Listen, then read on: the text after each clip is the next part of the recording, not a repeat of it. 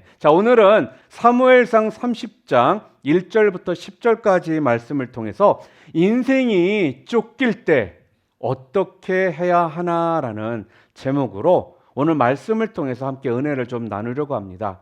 여러분, 혹시 여러분들은 좋아하시는 계절이 있으십니까? 아니면 싫어하시는 계절은 없으십니까? 저는 개인적으로요, 여름보다는 가을, 겨울을 더 좋아합니다. 왜냐하면 여름은 더워요. 그리고 또한 땀도 많이 납니다. 그리고 여름은 덥기 때문에 땀도 많이 흘리기 때문에 쉽게 나도 모르게 지치는 계절이라 저는 여름보다는 가을, 겨울을 좀 더 좋아합니다. 우리가 살고 있는 캘리포니아는 365일이 여름이다라고 말할 정도로 매일 따뜻한 날씨를 우리들이 경험하며 살아갑니다. 근데 언젠가부터 이렇게 좋았던 캘리포니아, 그늘에 가면 시원하고 또 드라이한 그러한 기후여서 땀도 잘 나지 않는 이러한 기후를 가지고 있었는데, 알다시피 언젠가부터는 이 캘리포니아도요, 여름이 되면은 습합니다. 그래서 땀도 많이 나고요, 예전에 비해서 더 더운 날씨들이 많아졌습니다. 이렇듯 여름은 굉장히 무더워요. 덥습니다. 그렇기 때문에 여름은 무더운 계절이라는 이 생각이 우리 가운데 분명 있습니다. 자, 그런데 우리에게도 더 큰 문제가 있다면요, 바로 우리 인생 가운데 찾아오는 무더위일 것입니다. 인생의 무더위는 무엇을 말하는 걸까요? 막연하게 인생의 무더위가 찾아왔다라고 하면 우리가 잘 생각을 못할 수도 있습니다. 그런데 인생의 무더위라는 건 다른 것이 아니라 우리가 생존 경쟁 가운데 허덕이면서 끊임없이 쫓겨가며 사는 삶을 인생의 무더위다라고 우리는 말을 합니다. 여러분도 인생의 문제로 쫓겨 보신 적이 있으십니까?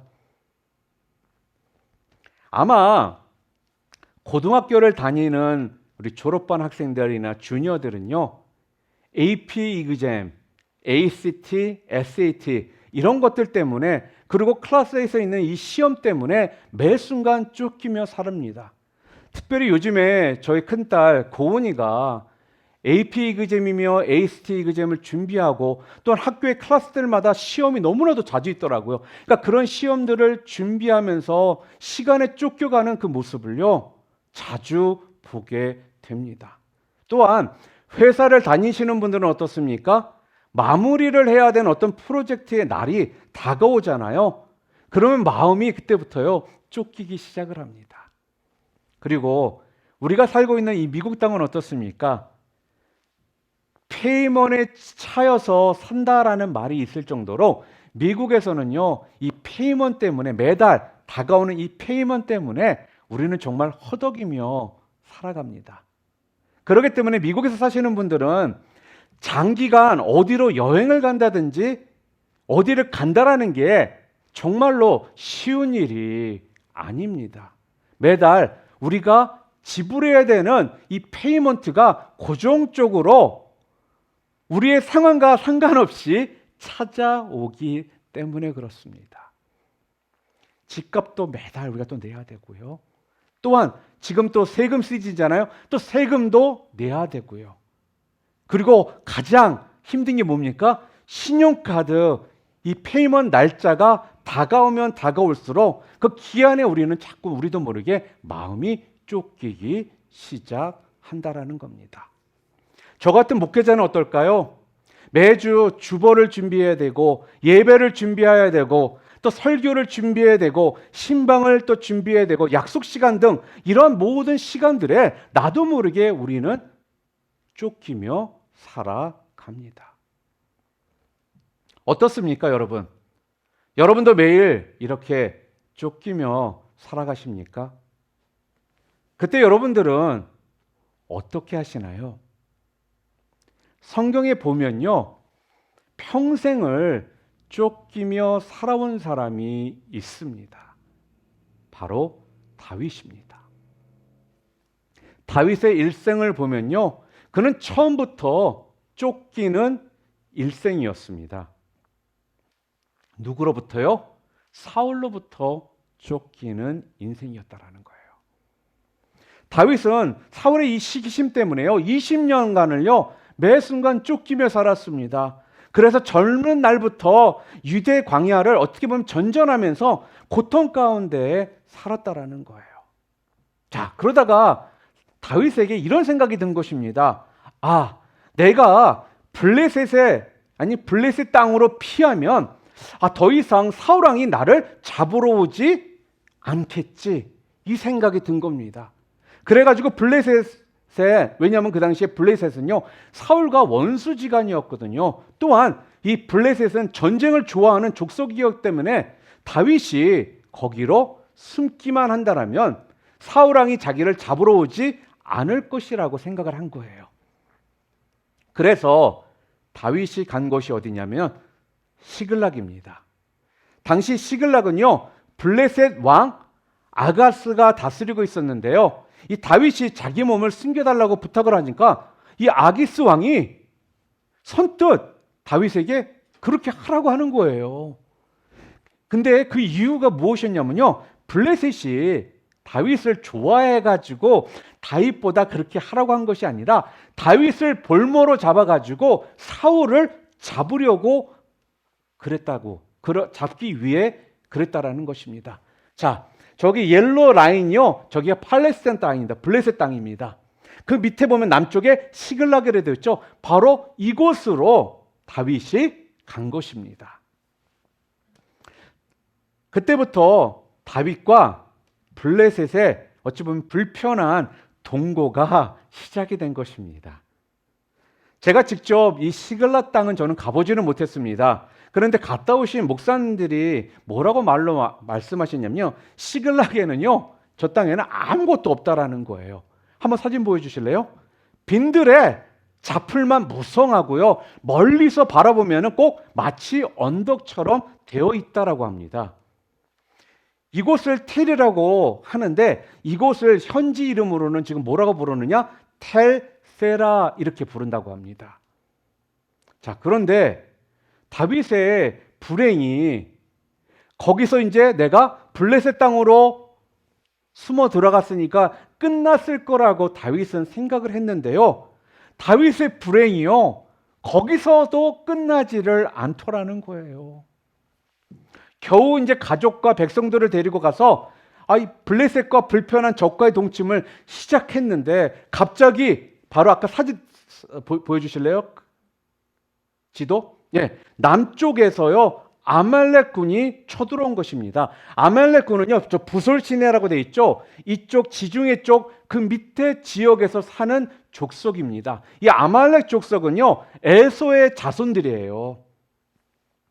그런데 이들은요 이곳의 사막 지역에 살면서 지나가는 상인들이나 나그네들 그리고 또 인근 도시들을 습격해가지고 그곳으로 먹고 사는 사막의 깡패 같은 족속들이었습니다. 자, 지금 어떤 상황 가운데 놓인 것입니까? 사울로부터 간신히 피해서 원수의 땅인 블레셋으로 숨어들었는데 이번에는 아멜렉이 쳐들어와서 다윗과 다윗의 가족과 백성들을 사로잡아 가더라는 겁니다.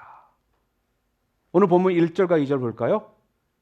우리 함께 오늘 본문 1절과 2절만 함께 읽어보겠습니다. 다윗과 그의 사람들이 사흘 만에 시글락에 이른 때에 아말렉 사람들이 이미 네겝과 시글락을 침노하였는데 그들이 시글락을 쳐서 불사르고 거기에 있는 젊거나 늙은 여인들은 한 사람도 죽이지 아니하고 다 사로잡아 끌고 자기 길을 갔더라 이렇게 얘기합니다. 여러분, 엎친 데 덮친 격이란 말 여러분 들어보셨죠? 지금 다윗의 상황이 지금 이러한 상황이라는 거예요. 안 될 놈은 뒤로 넘어져도 코가 깨진다라는 말이 있지 않습니까? 지금 다윗이 지금 그런 상황이라는 것입니다.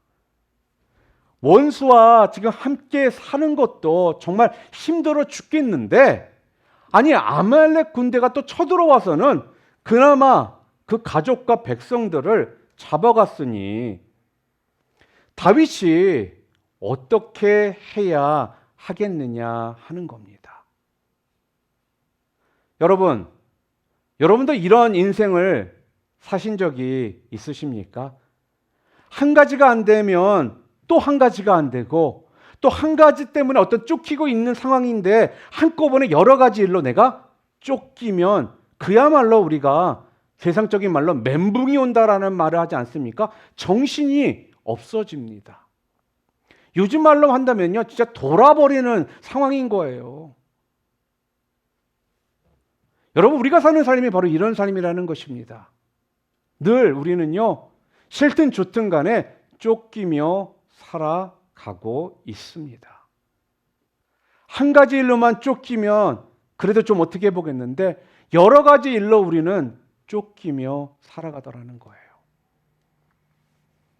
직장인들은요, 직장인으로서, 사업하는 분들은 사업인으로서, 학생들은요, 학생으로. 여러분, 얼마나 여러분들은 지금 쫓기며 살고 계십니까? 특히 어렵게 직장 다니거나 사업하는 성도들을 참 보면요, 정말 마음이 안쓰럽습니다. 뭐 주부들은 한가할까요? 아니죠. 특히 하루 종일 주부들은요, 집안일을 해도 표도 나지를 않습니다. 그리고 또한 매 끼니마다 무엇을 먹어야 될지 걱정을 해야 되니까 그야말로 하루하루를 우리 주부들도 쫓기며 살아갑니다. 여러분, 이럴 때 여러분들 어떻게 해야 될까요? 다윗은 이럴 때 어떻게 했을까요? 오늘 성경을 보면요, 다윗이 했던 첫 번째는 무엇이었냐면요, 이렇게 쫓기는 상황 가운데 첫 번째로 다윗은요, 우선 멈추는 것이었다라는 겁니다. 여러분, 다윗이 가족과 백성들이 잡혀갔다는 말을 듣고 가장 먼저 한 일이 뭔지 아십니까? 600명의 군대를 데리고요, 그들을 쫓아가는 것이었습니다. 추격하는 것이었다는 거예요. 그런데 다윗이 어느 만큼 가다 보니까 어둠이 찾아온 것입니다. 땅거미가 지고 어두워지니까요, 아무것도 보이지를 않는 거예요. 그때 다윗은 군사들을 데리고 함께 부솔 시내로 들어갑니다. 부솔 시내는요, 시글락에서 남쪽으로 내려가는 지중해 쪽에 난 시내가였습니다. 보여주실래요? 우리 저렇게 밑에 부솔 시내가 바로 블레셋 밑에 있는 그런 시내가거든요. 광야 지역에는요, 솔직히 잘 시내가 없습니다. 근데 드물게 보이는 강이었고요. 또한 사방이 나무로 둘러싸여 있고 숲이 있는 작은 강이었습니다. 이게 지금의 모습이거든요. 이런 곳이에요. 여러분 상상이 가십니까? 사막 지역에 이런 곳이 있다라는 게? 그러니까 사방이 광야로 둘러싸여 있는데도 이렇게 부솔 시내는요, 물이 흐르고 또한 나무가 울창했습니다. 그 울창한 숲은 예나 지금이나 나그네들을 따뜻하게 품어 주었습니다. 다윗이 지금요, 600명의 이 부하들을 데리고 가서 쉬게 한 것이 바로 이곳이라는 거예요. 자, 그러나 어떻습니까? 다윗이 지금 여러분 한가하게 개울가에서 이 시내가에서 저러고 쉬고 있을 때일까요? 지금 한시가 어찌 본다면 급한 그러한 때 아닙니까? 다윗은 지금요, 가족과 백성들을 구하기 위해서 시급하게 달려가야 되는 때라는 거예요. 잠을 자지 않고 빨리 추격을 해서 따라잡아야 되는 그런 상황 가운데 있는 것이라는 겁니다. 왜냐하면요, 늦게 가면 갈수록요, 가족들과 백성들의 생명이 위험해질 수 있는 그런 상황이거든요. 아니, 그런데 저런 시내가에서 쉰다? 여러분 이해가 되십니까? 그런데도 불구하고요, 다윗이요, 군사를 이끌고 이렇게 시원한 부솔 시내로 들어갔다라는 거예요. 여러분 어떻게 생각하십니까? 여러분 같으면 그렇게 하셨겠습니까? 우리 현대인들은요, 여러분, 참 너무 바쁩니다. 너도 나도 항상 바쁘다를요, 바빠를요, 외치며 우리는 삽니다. 그래서 우리 현대인들을 죽이는 소리가 세 가지가 있다라고 합니다. 그 첫 번째 소리가 뭔지 아십니까? 달력 넘기는 소리. 두 번째는 뭘까요? 알람 울리는 소리. 세 번째 소리는 뭘까요? 바로 여러분의 핸드폰 소리입니다. 이 소리들이요, 우리에게 스트레스를 준다라는 거예요. 바쁜 현대를 사는 사람들은요, 일을 못하는 것이 아니라요, 한 가지를 못합니다.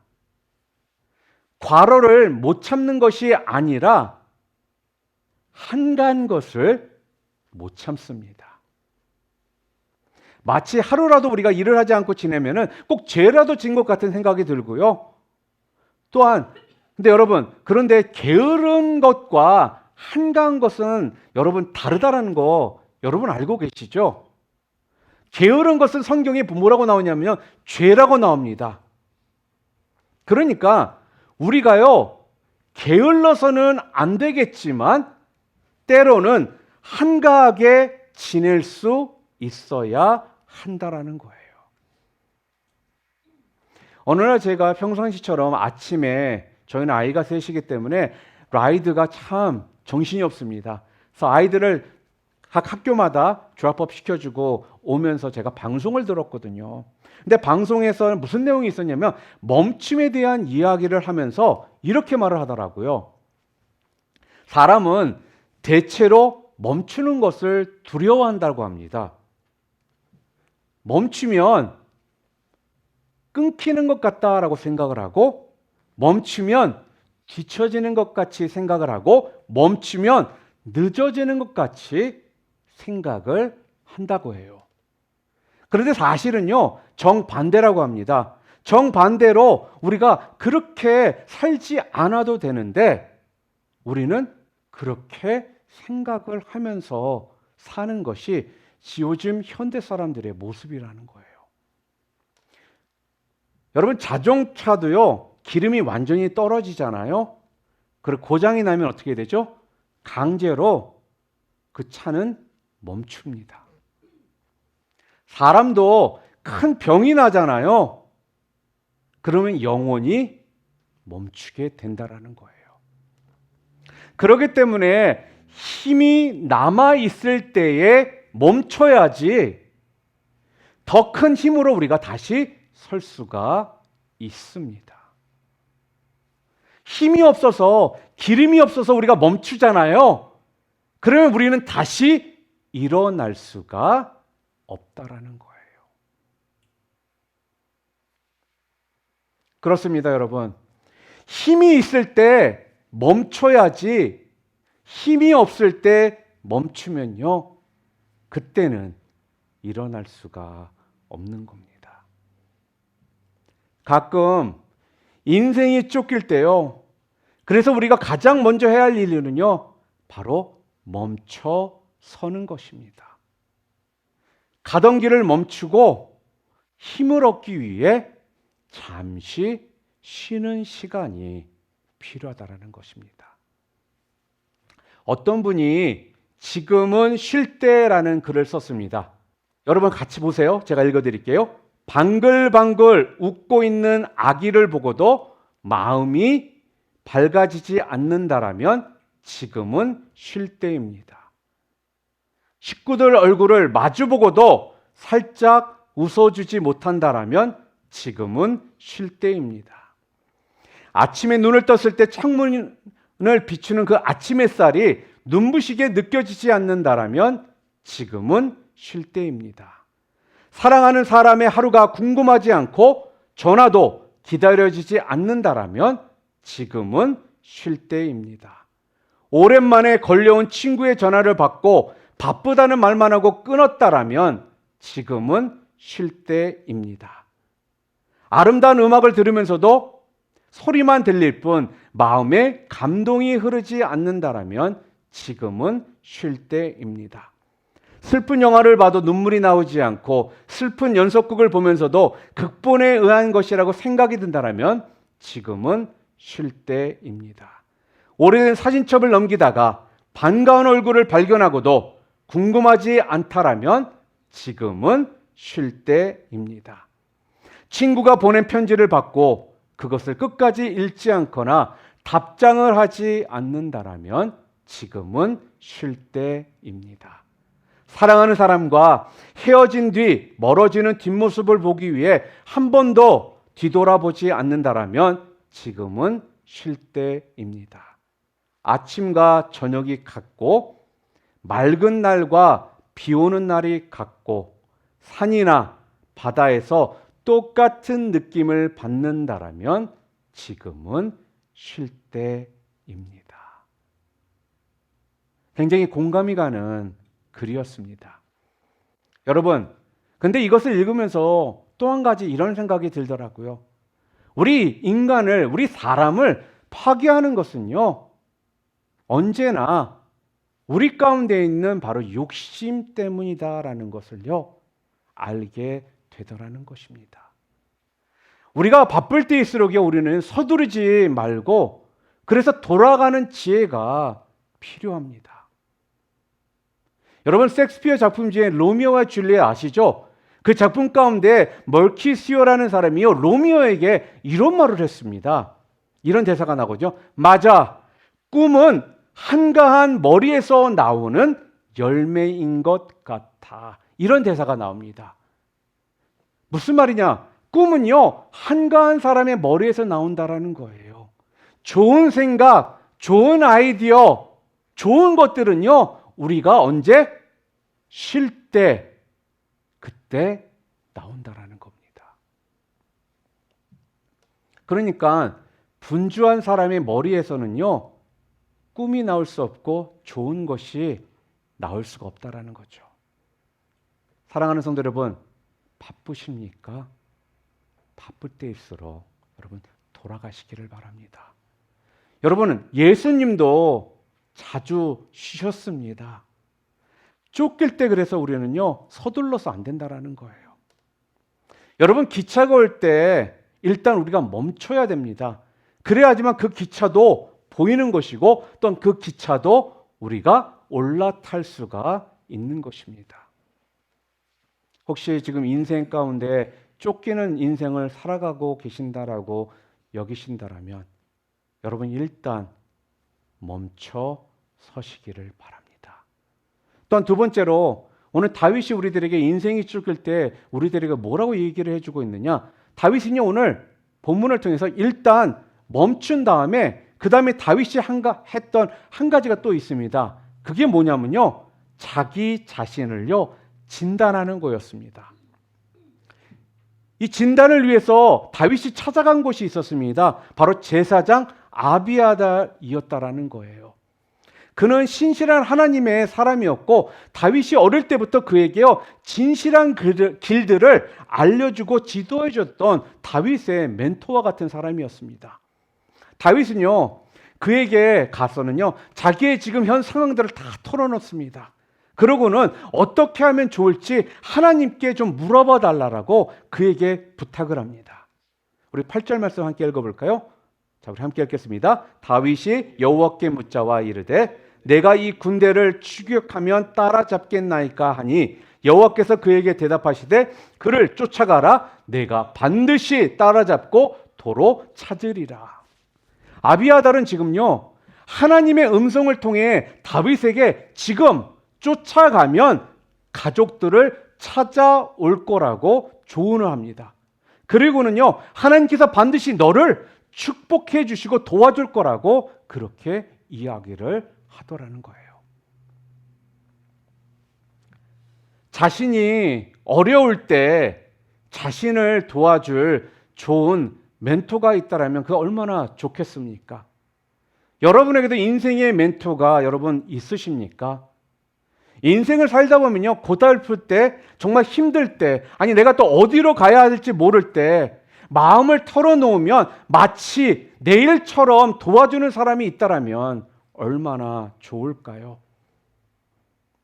우리가 인생을 쫓길 때, 그래서 무엇보다도 우리가 해야 할 일이 있다라면요, 일단 여러분 멈추는 것입니다. 그리고 나서 다음에 해야 될 일이 무엇이라고요? 자신을 돌아보는 것입니다.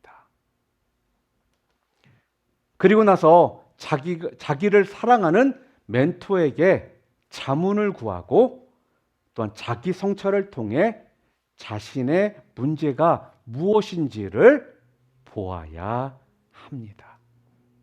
여러분, 자기 성찰, 자기 진단이 그래서요, 우리가 멈춘 다음에 그 다음으로 우리가 해야 될 필요한 일이라는 것입니다. 여러분, 자기 성찰, 자기 진단, 그러면 좀 막연하게 생각이 되죠. 쉽게 얘기하면 이런 겁니다. 자기 성찰이라는 건요, 정원을 가꾸는 것과 같습니다. 그러니까 여러분, 나무를 그냥 심어놓는다고 해서요, 그 나무 심어놓은 곳이 정원이 되는 것이 아니에요. 그곳이 정원이 되기 위해서는요, 그곳을 어떻게 해요? 가꿔야 한다라는 거예요. 풀도 뽑아줘야 되고요, 가지치기도 해 주어야 합니다. 그러니까 자기 진단, 자기 성찰은요, 청소하는 것과 같다라는 거예요. 그러니까 우리가 매일매일 청소를 우리가 해야 한다라는 것입니다. 그래서 자기 성찰은요, 병원의 정기 검진입니다. 제가 작년 말로 해서 올해 초까지 교통사고와 여러 가지 일 때문에 병원을 거의 저는 안 갔던 사람인데 병원을 가야 되는 상황 가운데 놓여 있었습니다. 그래서 제가 병원을 가서 검사를 해보니까 제 몸의 문제점들이 무엇인지를 그때서 제가 알게 되더라는 거예요. 제가 만약에 병원을 가지 않았다면, 정기 검사를 받지 않았다면 저는 아마 모르는 상태로 그냥 이 모습대로 살다가 제가 병이 더 악화되거나 더 안 좋은 상황 속에 놓여 있을 수도 있다라는 것입니다. 이와 마찬가지로요, 누구나 몸이 병들 수 있지만 조기 발견을 하면은 그 병은 고칠 수가 있다라는 거예요. 그러니까 자기 진단, 자기 성찰은요, 바로 여러분의 영혼의 정기 검진이라는 것입니다. 여러분이 쫓길 때 왜 쫓기는지, 나는 누구인지를 여러분 자신들을 지금 진단하거나 성찰하고 계십니까?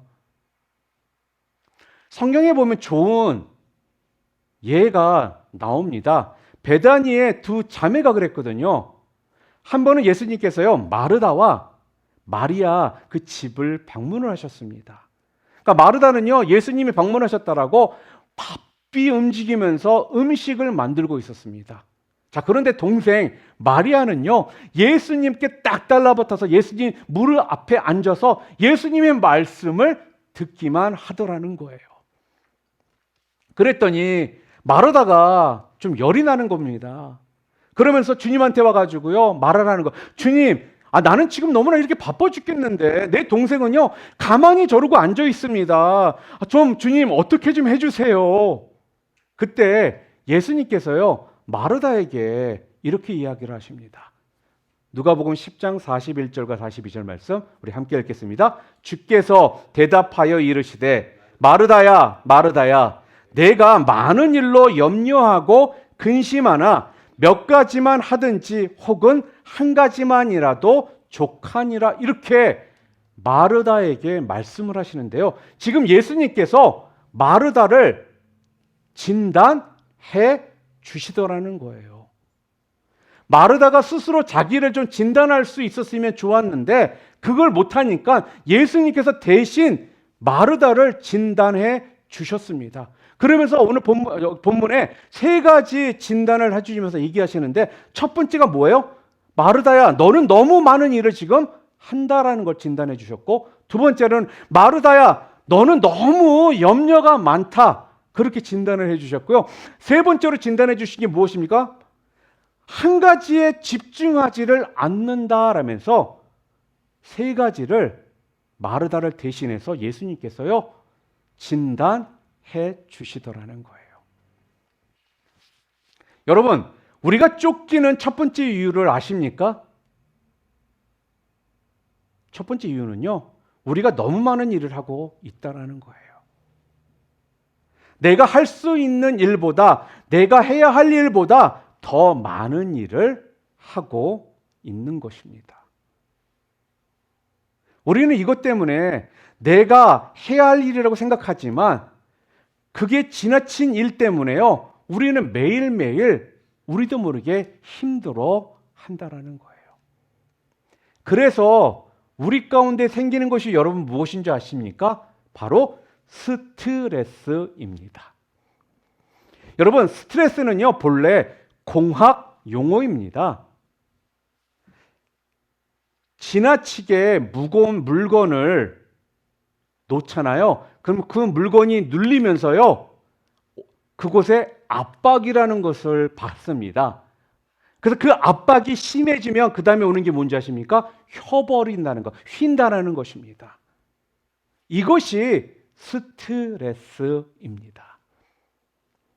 그러니까 스트레스는요 다른 것이 아니라는 거예요. 스트레스라는 거는요 무거운 짐이 나를 짓누르는 것입니다. 자기가 하는 일이 너무 많아서 자기를 짓누르는 것이에요. 그러니까 자기의 어떤 사명보다 어떤 자기의 능력보다 너무나 많은 일을 하는 겁니다.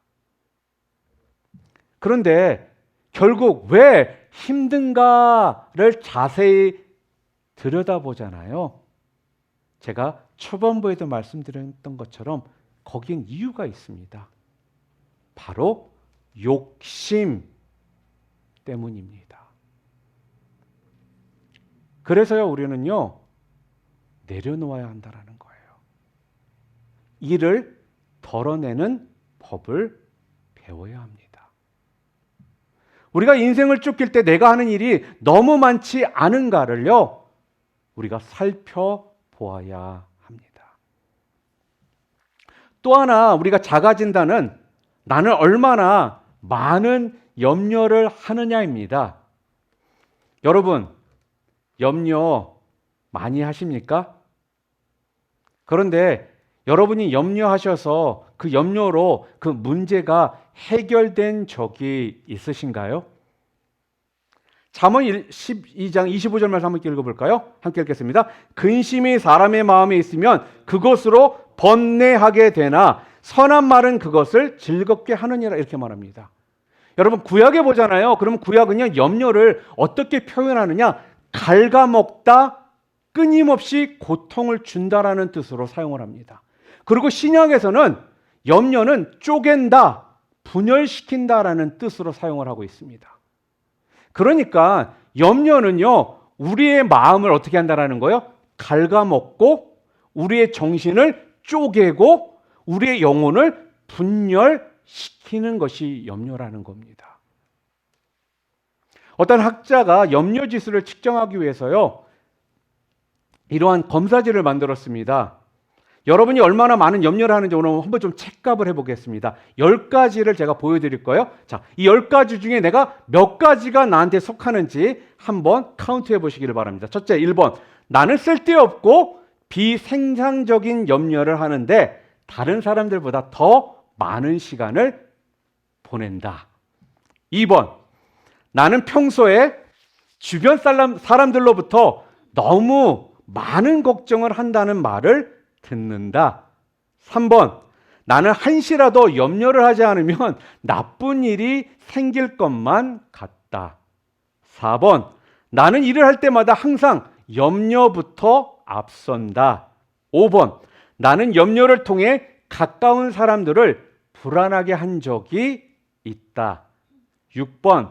나는 내 염려가 비현실적이며 과장된 것이라는 것을 알면서도 어쩔 수 없이 염려를 하게 된다. 7번. 나는 때로 염려 때문에 심장이 뛰거나 숨이 차거나 호흡이 곤란하거나 진땀이 나거나 어지럽다. 8번, 나는 상황이 좋을 때조차도 아무 문제가 없는지를 거듭 확인해야만 안심한다. 9번, 나는 보통의 상황에서 다른 사람들이 약간의 염려를 하는 데에 비해 훨씬 많이 염려를 느낀다. 마지막 10번, 나의 부모님이나 부모도 염려를 많이 하기로 유명했거나 정서장애로 고통을 받으셨다. 자, 이 10가지 중에 내가 몇 개가 나한테 속하는지를 한번 카운트해 보시기를 바랍니다. 어떠십니까? 5개 이상이십니까? 그렇다면 여러분들은요, 염려를 많이 하시는 사람입니다. 만약에 7개 이상이십니까? 그러면요, 여러분은 상당한 염려꾼입니다. 그리고 10개가 거의 네라고 대답을 하셨습니까? 그렇다면 여러분 지금 큰 염려병에 걸려 있는 겁니다. 여러분, 성경이 이러한 염려에 대해서 뭐라고 말하고 있을까요? 마태복음 6장 27절 말씀입니다. 함께 읽겠습니다. 너희 중에 누가 염려함으로 그 키를 한 자라도 더할 수 있겠느냐, 이렇게 말을 합니다.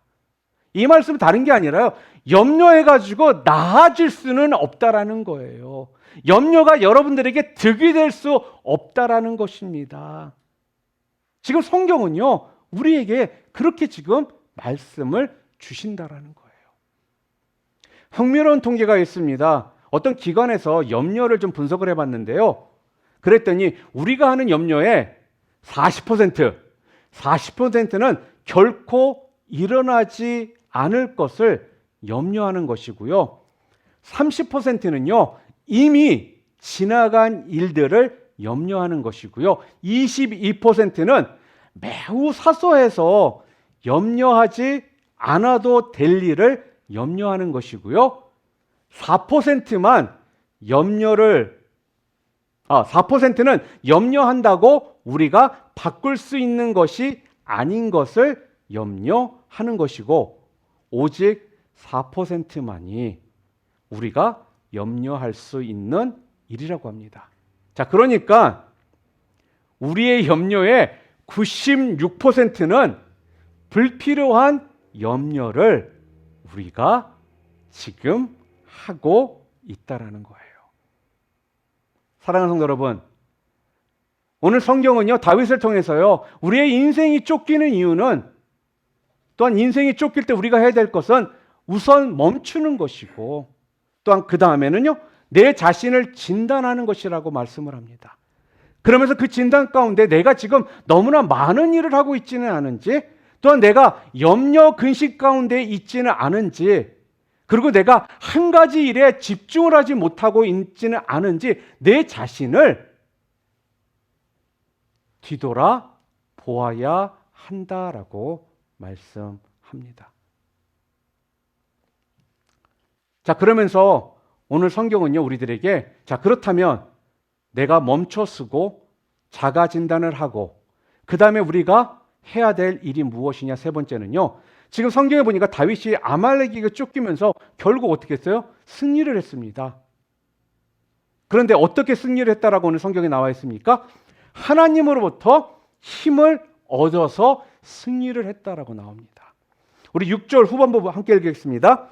다윗이 크게 다급하였으나 그의 하나님 여호와를 힘입고 용기를 얻었더라, 이렇게 이야기를 합니다. 그러니까 다급했다라는 거는 여러분, 쫓기고 있었다라는 거예요.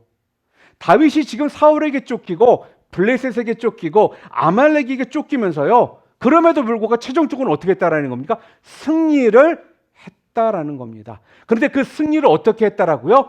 하나님 여호와를 힘입어서 용기를 얻었기 때문에 승리했다라는 부분이에요. 그러니까 여기에서 우리가 알 수 있는 게 뭔지 아십니까? 아, 문제는 다른 데 있는 것이 아니었구나. 문제는 나였구나라는 걸 알 수 있게 된다는 거죠. 내가 힘이 없으니까 사울에게 쫓기고 블레셋에게 쫓기고 아말렉에 쫓기는 것입니다. 내가 힘이 있다라면요, 굳이 사울에게 내가 쫓길 필요도 없고요. 블레셋에게 쫓길 필요도 없고요. 아말렉에게 쫓길 필요도 없는데 내가 약하니까, 연약하니까 쫓기더라는 거예요. 그러니까 문제는요, 그들이 강한 것이 아니라 내가 연약한 것 때문에 쫓겼다라는 것입니다. 그래서 오늘 10절 말씀이 중요합니다. 우리 10절 말씀 함께 읽겠습니다. 곧 피곤하여 부올 시내를 건너지 못하는 200명을 머물게 했고 다윗은 400명을 거느리고 쫓아가니라, 이렇게 이야기를 합니다. 여러분, 중요한 것이요, 다윗이 아말렉을 추격할 때 처음에 몇 명을 데려갔습니까? 600명을 데리고서 그들을 추격했습니다. 그런데 보니까요, 오늘 10절에 더 이상 600명이 아니라 몇 명을 데리고요? 400명만 데리고선 추격을 했다라고 말을 합니다. 여러분, 이게 왜 중요할까요? 언제나 전쟁은요, 우리가 생각하기에는 숫자가 많은 것이 중요하고 숫자가 많으면 이긴다라고 생각을 우리는 합니다. 그런데요, 전쟁은 수가 많아야 이기는 것이 아닙니다. 피곤이 풀리지 않은 사람 10,000명을 데리고 나간다고 그 전쟁에서 꼭 이기는 것이 아니기 때문에 그렇습니다.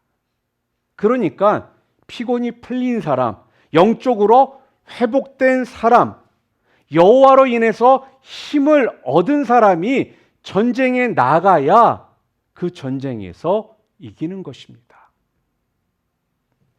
그래서 어떻게 됐습니까? 그 400명이요, 아말렉을 추격합니다. 17절부터 19절에 보면요, 아말렉을 추격해서요, 뭐예요? 마지막에 모든 약탈한 것들을 다, 모든 것을 다윗이 도로 찾아왔다라고 오늘 본문에 말합니다. 여러분, 600명이 아니라요, 400명만 데리고 나갔어도요, 잃어버린 것들을 다 찾았습니다. 왜 이렇게 되었습니까? 자신이 먼저 힘을 얻었기 때문입니다. 그러니까요, 문제는 환경이 아니라는 거예요. 바로 나라는 것입니다. 미국의 회사에 도둑이 자주 드는 거예요. 아마 오늘 팀형제가 있었다면 팀형제가 공감을 할 수 있는 내용이었는데, 사장이 회사의 안전을 위해서요, 자동 경보장치를 회사에 설치를 했습니다. 그런데 이 경보장치는 도둑이 들어오기만 하면 자동적으로 센서가 울려서요, 소리를 내게 되어 있는 거예요. 경보장치를 설치하고 집으로 돌아와서 잠을 자려고 하는데 갑자기 경찰에게 연락이 온 것입니다. 경보장치가 지금 울렸으니까 빨리 오라는 거예요. 그래서 나갔는데 도둑이 없습니다. 이상하다 생각하면서 돌아와서 다시 잠을 청하는데 또 전화가 옵니다. 경보장치가 또 울렸다라는 것입니다. 이번에도 틀림없이 도둑이야, 이번에는 반드시 도둑을 잡는다라고 하면서 나갔는데 이번에도 도둑이 없었습니다. 이상하다, 그럴 리가 없는데, 이렇게 또 생각을 하고 있는데 경찰 중에 한 사람이 다가오더니요, 그에게 이렇게 말을 하는 거예요. 사장님, 아무래도 문제는 내부에 있는 것 같습니다. 도둑이 들어온 것이 아니라 경보기가 문제가 있는 것 같습니다. 그러니 내일 아침에 이 경보기를 한번 좀 확인해 보시기를 바랍니다. 그러더라는 거예요. 그래서 다음날 아침에 일찍이 경보기를 확인해 봤더니 경보기가 고장이 나 있었습니다.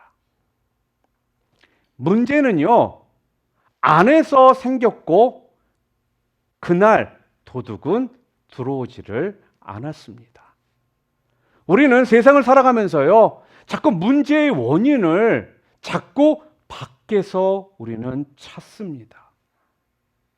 내가 이렇게 된 것은 부모가 나를 잘못 가르쳐서 그런 거야. 내가 이렇게 된 것은 우리 부모가 물질로 나를 도와주지 않았기 때문이야. 내가 이렇게 맨날 술만 마시고 지내는 이유는 내 아내 때문이야. 내가 맨날 힘들고 지치는 것은 남편이 나를 도와주지 않기 때문이야. 내가 사업이 잘 안 되는 것은 정부 때문이야. 내가 교회 생활이 재미없는 것은 목사님 때문이야. 이런 식으로 우리는 문제의 원인을 밖에서 찾는다라는 겁니다. 여러분, 오늘 성경은요, 우리에게 이것은 잘못된 진단이라고 이야기를 해주고 있습니다. 문제는요, 결국 뭐라는 거예요? 내부에 있다라는 것입니다. 자동 경보 장치가 안에서 고장이 났기 때문이라는 것입니다. 그래서 오늘 성경은요, 우리들에게요, 뭐라고 말씀합니까? 6절에 하나님 여호와를 힘입고 용기를 얻었더라라고 이야기를 합니다. 여호와 하나님으로 말미암아 그래서 우리는요, 힘을 얻어야 합니다. 여러분, 환경을 바꾸는 것보다, 아말렉을 쫓아가는 것보다요, 우리가 해야 될 것이 무엇이라고요? 여러분과 제가 힘을 먼저 기르는 것이라는 거예요.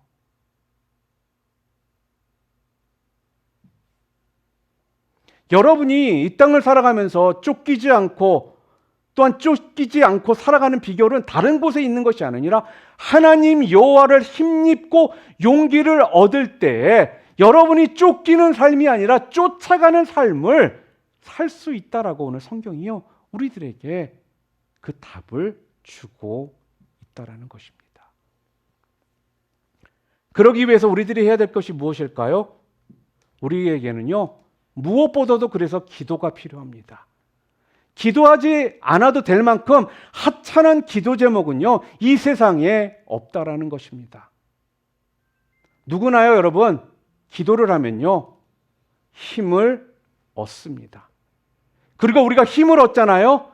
그러면 그 다음에 우리는요, 회복이 되는 것입니다. 이것이 오늘 말씀을 통해 우리에게 주시는 은혜입니다. 사랑하는 성도 여러분, 지금 혹시 인생이 쫓길 때, 쫓기고 있다라고 생각이 드신다면요, 먼저 멈춰 서시기를 바랍니다.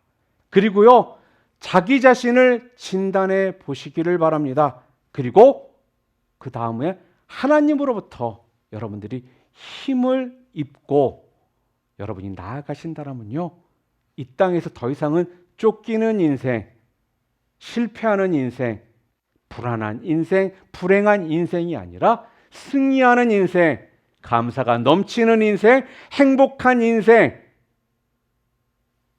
은혜가 넘치는 그러한 삶을 살아가게 되실 것입니다. 바로 이런 은혜가 여러분 모두에게 넘쳐나시기를 주님의 이름으로 축원합니다.